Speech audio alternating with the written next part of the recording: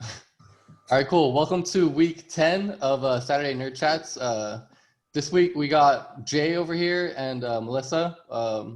Jay, do you want to start?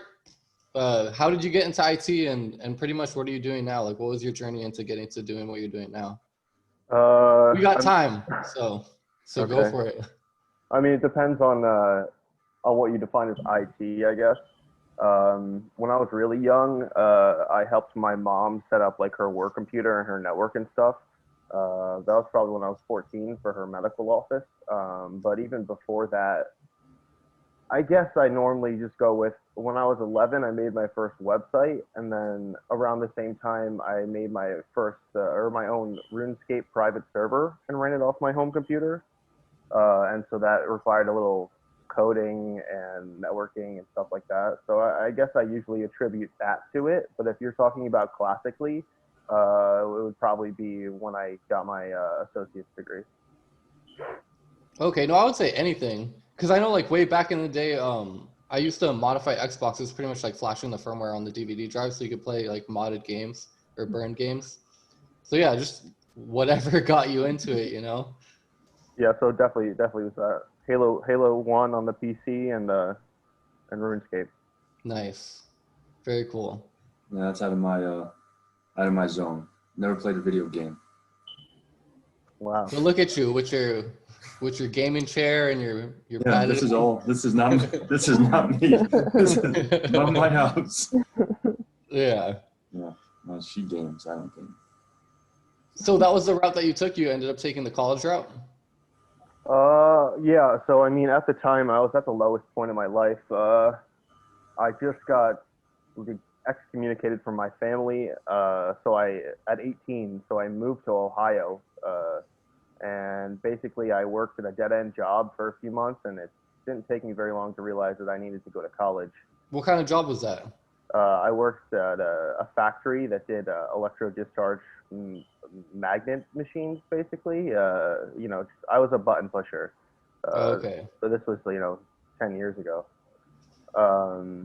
And so it took me not that long to realize I needed to go to college. And then it was kind of a little bit of, exploring myself, a little bit of a choice. But basically, something just clicked in me, and I realized I had an epiphany that I meant to be on this planet to do something with cybersecurity to benefit the world in some way. And then it was pretty fast from there. Within 2 years, I had my associate's degree, and within a year later, I had my bachelor's and so forth. That's cool, man. Yeah, I remember you talking about like you found what you were placed here on earth to do in that Swiping Sunday podcast, and I totally clicked with that because I felt the same way for me, it was the book, The Art of Invisibility by Kevin Mitnick. Once I got through that book, I knew that this is what I wanted to do, and I've just been trying to dive in as much as I can ever since. Yeah, how's that lab doing behind you? Oh yeah, that's another story. That's awesome. So Jay, like what? So you have you have a bachelor's, right? Sure. And have you gotten any certs aside from the bachelor's? I got a Security Plus less than a month after I got my associate's degree. Mm-hmm. But no, beyond that, no, I haven't. Cool. I haven't gotten any more. So are you just intrigued by just cybersecurity certifications, or you want to get any other certs from any other vendor? Or do you work with any other vendor? Like, do you do VMware, cloud stuff, or any whatever?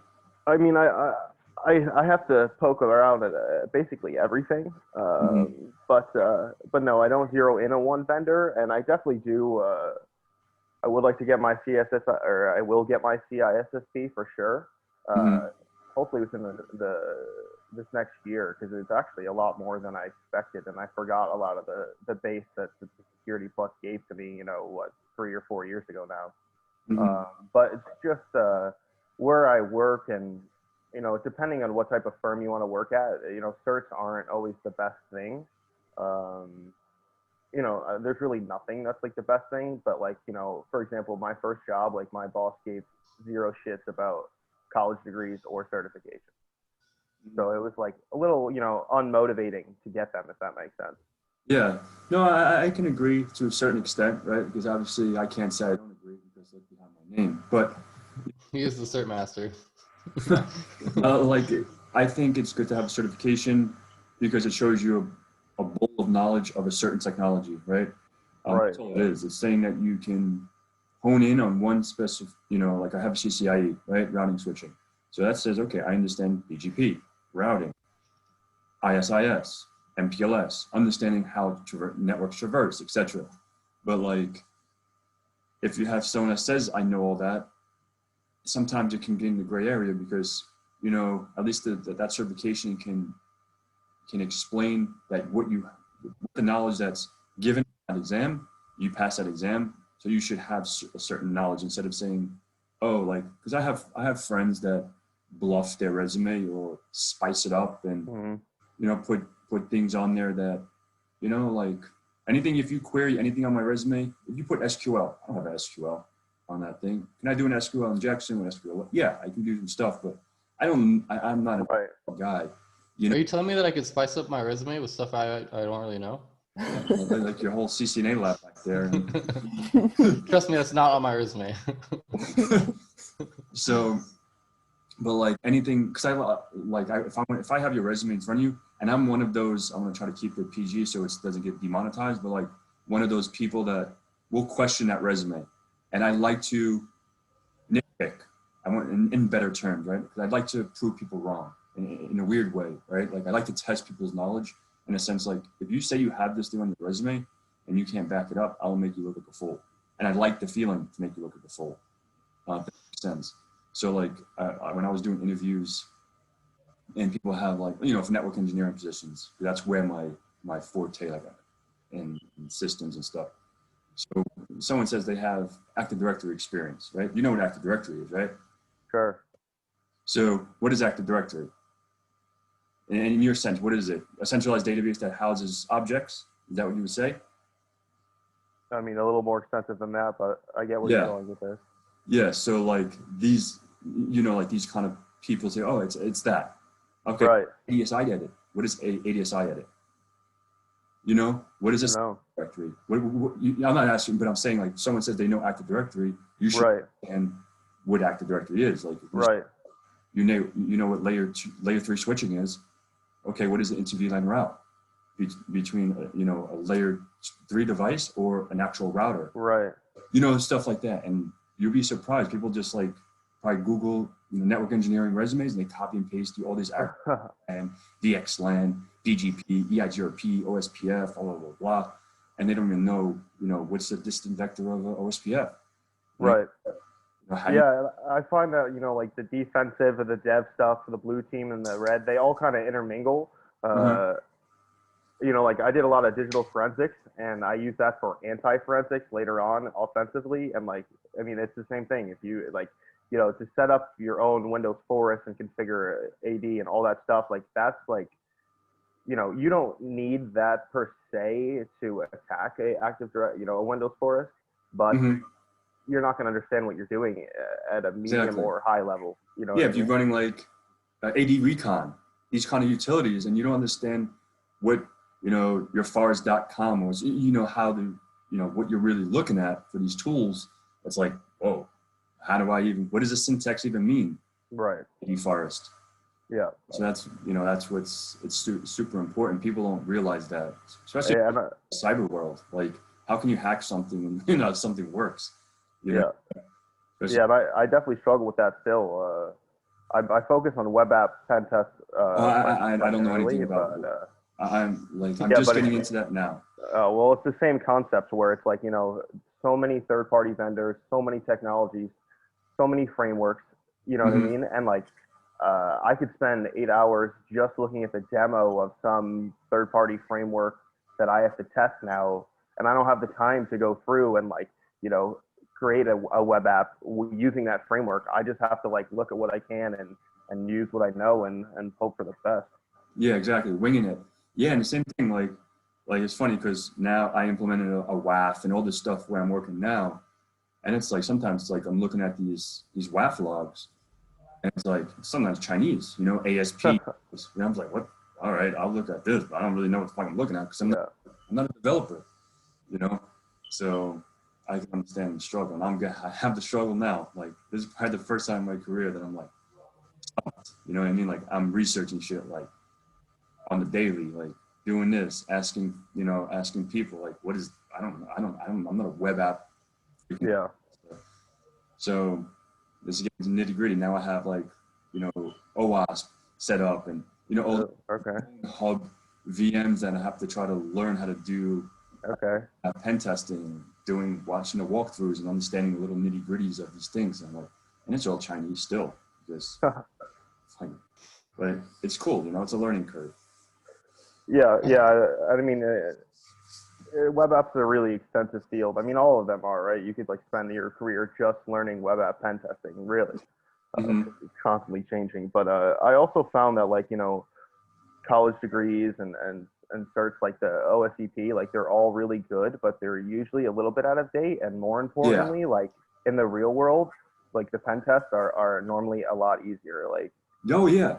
Yeah. And it's funny, usually it's a false password than like some crazy 0 day or something. Yeah, like when I did the OSCP, now the new OSCP, you have AD recons, and you have a lot of nice. And it's a lot better now from the syllabus than when I did it. And I just only did it in October last year. Wow. Okay. And it was hard. Like buffer overflows, I don't do this shit. I don't do this stuff all the time. Like doing all these little nitty gritty things. It's like, let's do like a real world thing. You know what I mean? Like, right. And your thing. Let me watch your pinholes and write you a report, and internal guy, go fix your stuff. Like the real world stuff. It's not like you're sitting there behind a fucking computer, like hacking all day. Like people think this whole thing is a totally different image than it really is. Unless you're like, crazy pants D over there. Yeah, but like Boot to Roots really helps make the community, or make people, especially getting into it, think that it's just like a puzzle in a game. You know what I mean? Mm-hmm. I think that's like a really hard, thin line that's crossed a lot, because, it's like, oh, well, let's put this on some weird port on port 666 and make it talk about the devil, and then you have to look up a quote on Google to find the next flag, and it's just like I get the point of it, but like making it too complex and like a puzzle isn't super realistic or applicable. So like I found like I spent, I don't know, 10 years, messing around with hacking and stuff in a gray hat area, or, just personally. And then when I got my my first job in the industry, within 3 or 4 months, I learned more than I did in the 10 years, that I did by myself, just because I know it's all applicable, and and I see it firsthand. Totally. And it's always that hands-on work that's really what's going to get you to learn. Because I've been like, I got my A+, Network Plus, Security Plus, and it's all just been studying for exams. Right now I'm studying AWS, but like unless I'm actually, and not even doing hands-on labbing, but like actually trying to do something with what I've learned, it never sticks, ever. Yeah. And that's like the only way. And that's what's been cool about some of the stuff like that Deion's been doing, you guys have been doing, to be able to like be a part of it and actually try it out. It's the only way you're going to learn. Yeah, it's fun. Like the other day, because we're going from ASA, we have some ASA 5525s to, we're getting FTDs, so firewall threat defense devices from Cisco. And just the other day, it was funny because, I'm at a CCIE level in routing and switching, right? And I have CCNP for security. And then I'm like, I was just trying to see if you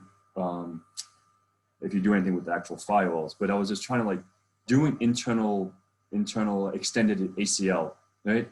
I couldn't remember the syntax. Didn't remember. I was like, what the hell is the syntax? And I just did like show run pipe and then section ACL, and I just copied an ACL and just change the IPs. But I didn't remember the syntax, like, okay, extended, you're inside, whatever, your inside IP, and then your external interface and blah, blah, blah, EQ, whatever the port is. But it's like, if you don't use this every single day, if you're not typing this all day in the firewall or Windows box or whatever, like, I'm not gonna remember these things. It's super difficult to remember. That's why Google is still your best friend. Well, 1000%. I use that shit all day. Yeah. Speaking of AWS, Melissa, what have you been up to? I think you're on mute. Oh no, we can't hear you. Your headphones working? Is that better? Yeah. It's a little bit better, yeah. Oh no, now we can't hear you again. We probably should have worked out these technical difficulties. in the beginning. No, we can't hear you. Damn. Try clicking your audio and resetting the. There you go. Yeah? Yeah. Yeah. Okay. Okay. Yeah, you guys are you hearing Yeah. me? Do you wanna start introducing yourself? Yeah, so I'm Melissa. I think we last left off on the what am I up to, right? Yeah. Okay. Sorry. Are we introduced? Yeah, so like awkward. I'm like, should I start all over or are you guys editing this? No, you just honestly let's keep it organic wherever you want to start with. Like what made you want to get into what you're doing now anyway? What is it that you're doing? Well, currently, I'm working on the Security Plus, just trying to knock that out. I Isn't think there a new version of the Security Plus coming out? Anyone up to date on that? I'm not sure. Okay, go ahead. CompTIA certain. Yeah, I got my AWS cert last week, and this week I'm just gonna try to knock out the Security Plus, and Was that Cloud Practitioner? yeah, Very cool. cloud practitioner, and mm, yeah. So currently, pretty much just working on the certs. I haven't really been job hunting as much, but hopefully I can knock out the Security Plus in like a week or two. And What are then, you using for your study material? so currently I'm doing Mike Myers' Udemy class. Oh, okay. I've heard good things about that one. Yeah, he makes it pretty interesting. He makes it a lot better to grasp on. Like entertaining. I didn't actually go through the course, but I saw some of his clips, and he seems pretty wild. Yeah, I started the Network Plus last week also, but I heard that it's probably better to just start with the Security Plus because it's basically the Security Plus is basically an overall of the Network Plus. But I don't think so. no. No. The Network Plus is definitely if there's anything that I would skip, I would probably say the A plus if like you're good with hardware and stuff. And I mean that's just up to you because I did them in order: A plus, Network Plus, Security Plus. But the Network Plus definitely covers a lot of networking, mapping out, and layouts and stuff like that. The Security Plus doesn't get into detail. It kind of uses the Network Plus as assumed knowledge. So if you start struggling, I would probably take a look at the Network Plus because they're in order for a reason. Okay. How is your networking skills? I've done some networking at a previous job, but so I got the pretty much the basics of it. Like- Yeah, I had zero knowledge going into it, so there's no way I would have survived the Security Plus Yeah. without that one. I For got sure. through a couple of the modules, and a lot of it was stuff I've been learning. A lot of even the Security Plus and network, it's all been what I've learned in my master's. So I think I can knock them out pretty quickly, but just got to find the time for it right now. So what were you doing before you started studying for these certifications and stuff? Well, I was working as a QA, doing a lot of manual testing and troubleshooting cable boxes and things like that. And then prior to that, I was an IT associate. I got to do like a little mobile Android application and played with some of the servers and where we were hosting our data and things like that. Okay, so it's like fairly similar, still along the same lines. Yeah, but what else? Yeah. So I guess a little bit of how I got into security. It just happened. It just happened out of nowhere. Sorry, can you hear my kid in the background? No, we can't hear him. Okay. But I'll let you know if mine starts screaming too, so. Okay. It's pretty loud. But yeah, how I got started in the security. It just happened out of nowhere. I was first wanting to be a doctor, then a pharmacist, then I'm like, okay, no, I'll be a lawyer. So I got my I know, I want to learn everything too. yeah. So I ended up getting my bachelor's in criminal justice and biology and chemistry. But then I even got accepted into law school, was doing volunteering and stuff like that with lawyers.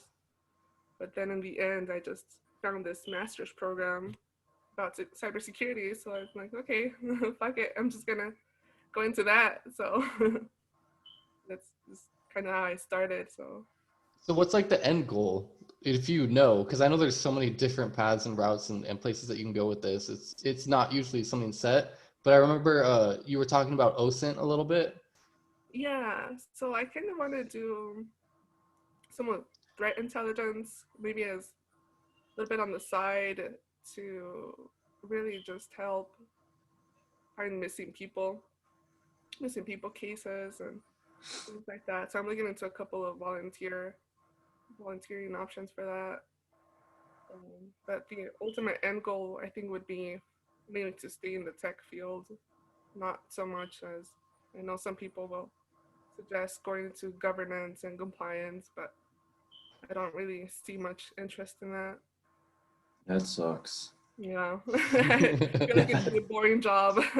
Yeah, I'm doing a lot now with that, like running PCI compliance stuff and all this governor. Oh my God, it's no bueno. Bueno. Boring. Like I hate documenting. Even like my whole career, I hated it. Everything was always in my head. Like every time, like, oh, what is the password for this client? I don't know. This is it. Why isn't it documented? I don't know, because it's in my head. You're not much of a note taker.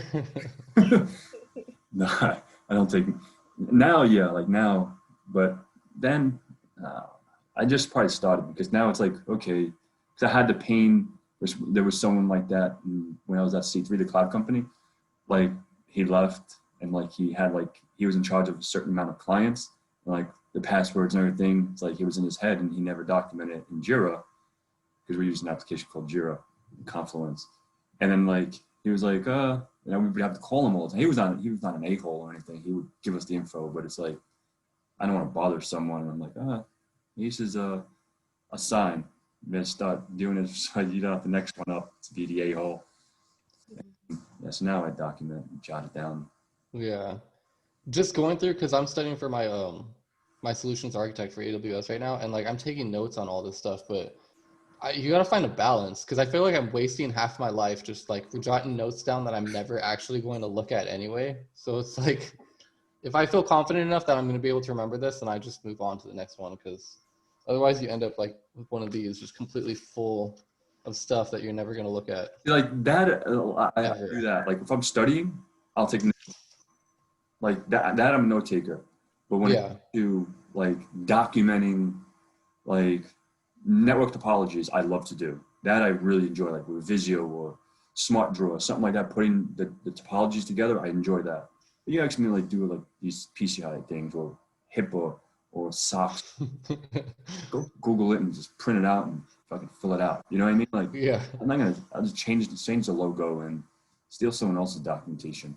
But it's like, just use that and modify it. Like start it from scratch and it's annoying. Like, I'm doing it right now and it's a lot. It's a lot of information, but it's all good.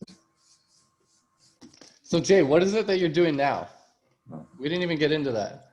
I'm a security consultant, but my primary, duties are web app tests and mobile app tests.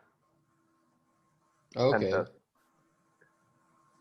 But so then I'll do stuff from like external and phishing campaigns too once in a while. It's just 95% of my work is web apps and mobile apps. So what do you do for your campaigning? What's up? For 10 minutes. For the campaigning, what do you use? Like NoB4 or something like that? I mean, it depends. But no, it's really like GoFish, if you've heard of that. Yeah. I mean, some simple like that. But then I like to include stuff, and I'm trying to think of the name. I'll have to send it to you guys later. But it's basically it injects a payload into a Word document. So when you open the Word document, it prompts you to log in, kind of like you're at work. If you open that, and you can change the domain to say whatever you want. And when you type in the username and password, it sends it via SSL to my CNC or to the GoFish server. Yeah. The harvest passwords. But yeah, it's phishing campaigns. I did some vishing at my old job, but mostly just like go fish. It's pretty simple stuff. Maybe a web portal we'll clone and throw it up there, but it's nothing too fancy. Cool. Are you, James? Me? The Yeah, I beast. forgot what you asked.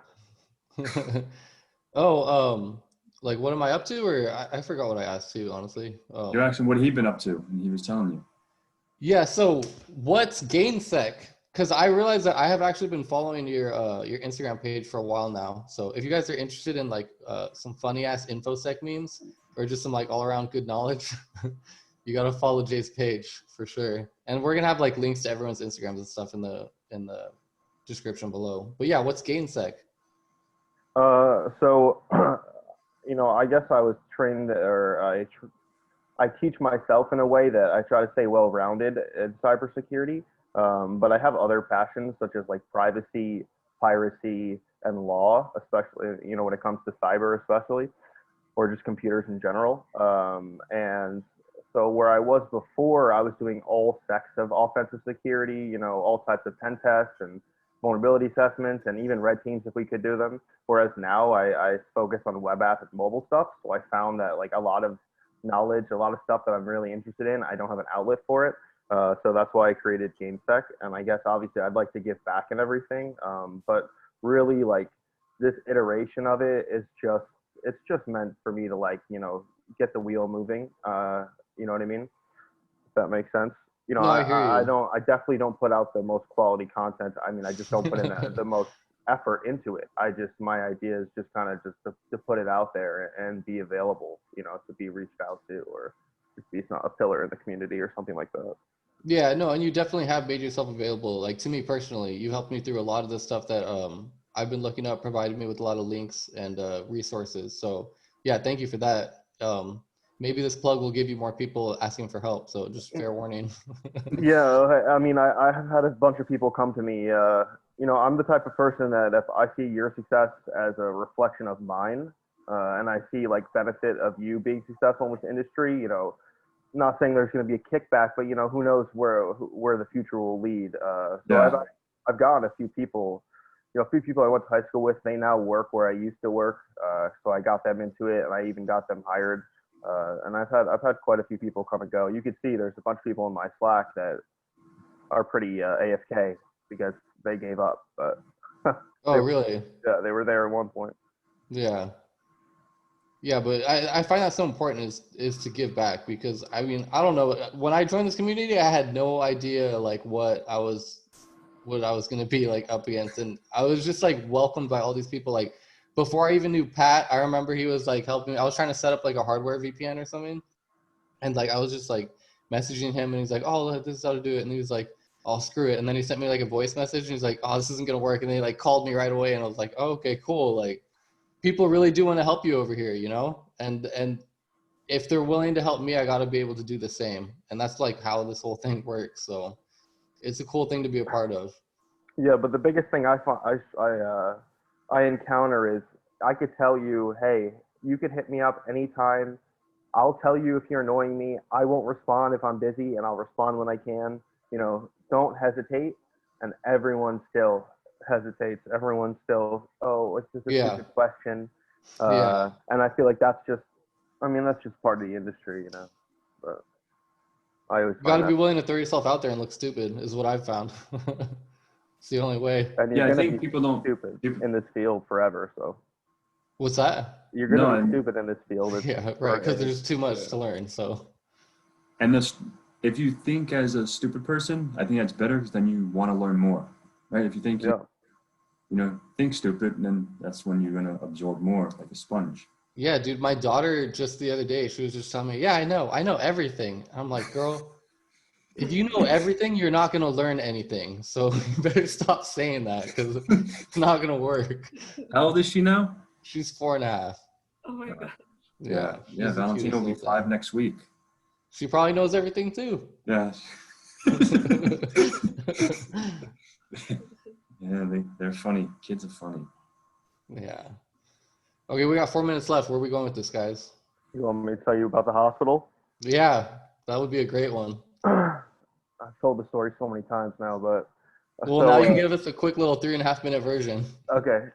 So where I was previously, we were hired for a engagement for a hospital on the East Coast, a major hospital, a major city in the East Coast.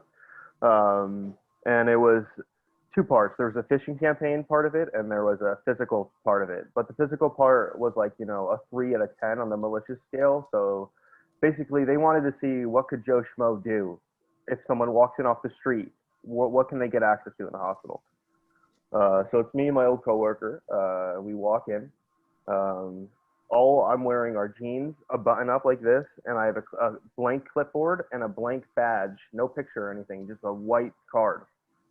And obviously we got to all the floors that are public. It's a hospital, so there's people coming and going. We sat in the elevator once, stood there and waited for someone to call to one of the restricted floors. And so basically we got everywhere except the basement and the executive floor, which was the highest floor. And you needed a swipe card to get to either of those. And so, I don't know, it's been 30 minutes, 40 minutes. We've been walking around. We've been, going into every room, looking at people's computers for passwords on Post-its, or, we were supposed to get access to the patient records. So we went to where the patients are checked in, and I heard a woman around the corner talking, and it turns out the lady of the patient check-in desk was around the corner talking to someone. So my coworker just walked past the desk and went into the server room and took a picture of him, like with the USB stick and plug it in. I mean, we didn't plug it in, but just to prove we had access. We got access to lab coat or doctor coats, the roof. And so all we have is the basement and the executive floor left. We're like, what are we gonna do? How are we gonna do this? So we get in the elevator again, we wait, and it just so happens the maintenance calls it to the basement. And so the elevator goes to the basement, opens, maintenance guys see us, so we're just like, hey, how you doing? Walk past them, and now we're in the basement, access to the boiler. I mean, we could have done some serious damage. It was pretty crazy. But the funniest thing one of the funniest things that happened on that engagement was we got back in the elevator. We needed to get to the executive floor, and we were like, all right, we'll just pretend to talk when someone opens it, and then when they say, oh, hey, there's no button push, can you bring us up? So that's what we did. So we waited. Another maintenance guy opens the elevator, and we're like, hey, he's like, hey, you guys forgot to hit a button. And I said, oh, can you just swipe 8 maybe for me? And he's like, oh yeah, no problem. Swipes it and sends me on my way. So I mean, that was really interesting. And the only person that was ever suspicious on that engagement was one doctor, definitely, I think from China, I think, because he had a bunch of Post-it notes, so we couldn't read it.